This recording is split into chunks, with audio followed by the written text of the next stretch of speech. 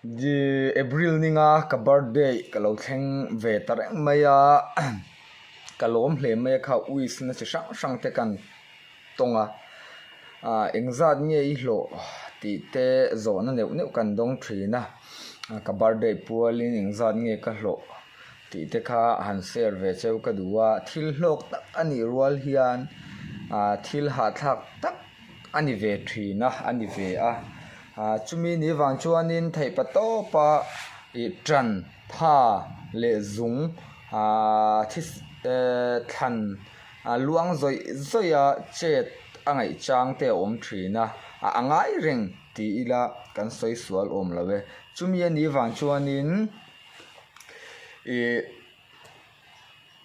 in shilmai hi ka du thina kai chu zo na ten om hi chuanin chu chu nia chumi ni wang chuanin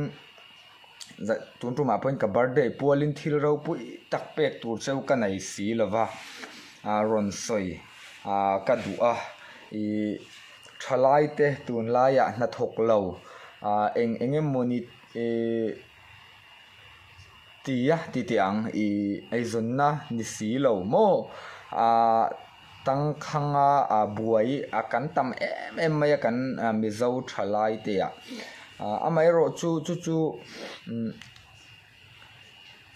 thalai tun tam taka kanin enfia ngai te po ina langa thei patopin eng po hi ti ilang hlo tlin na uma hlo atleme mo atame mo aizon na tling vekani ti lai te po kha han hretlangi la ti lai te po kha kan sei le du ania hlo hi tam tak chuan sei nuam an ti lo thina amai ro chu hlo hi ke sei nuam lo ani na tur po kan hre chuang lawa achan chu min ruai tu te ti tiang khovel thil tak pon tel lo chuan hlo hi alak thai reng lo awang hian mi ten ti ve se ti kha helam alulam po khan an du ve thei awang khan a that zia ti a hlok ze te in share to ni la ti lui lang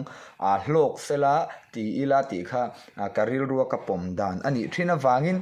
ka birthday ya hian subscriber tlem te kan nai ani chuan ka soi lawanga ka ti hai 20k subscriber kan lo nei ve ta chuanin zo na min zo tu po kha friend de min zo tu pa kha chu kan thian pa kha ania kan thian pa kha nin min zo ta ni ti hian ka in khom kal tu ra kha min zo ta ni chu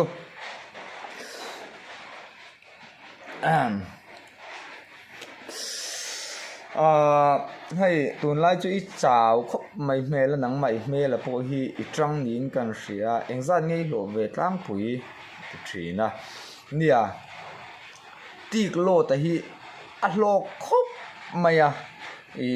tik lo ta hi thil hlok tak ani rolen thak ve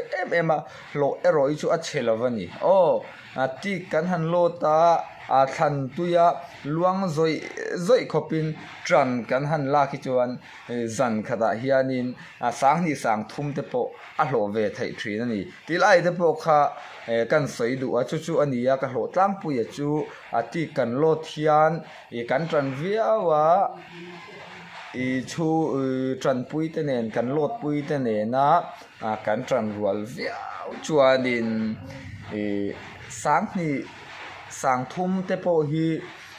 a hlo ve thai ani a figure tak kha chuan ka soi thiam lova achan chu ain ang lo ve lot tur tam changin kan hlo tama lot tur tlem changin kan hlo tlema kan thing lot a zir te po a trip a zir te po ania trip khat hian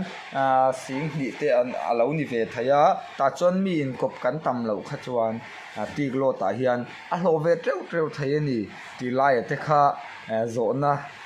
kan dun awang khan kan ron share ve cheu di chu ka birthday pualin hlo za te hrichak deuh kha in om thina chumi ani awang chuanin ka hlo chu ti chuan a chiang mai em ni khata sang hi san thum te po alak lu thai ani o kan tai mak da na zero ni mai ti kha ka birthday polin kan shil cheu ani chu o ole hello me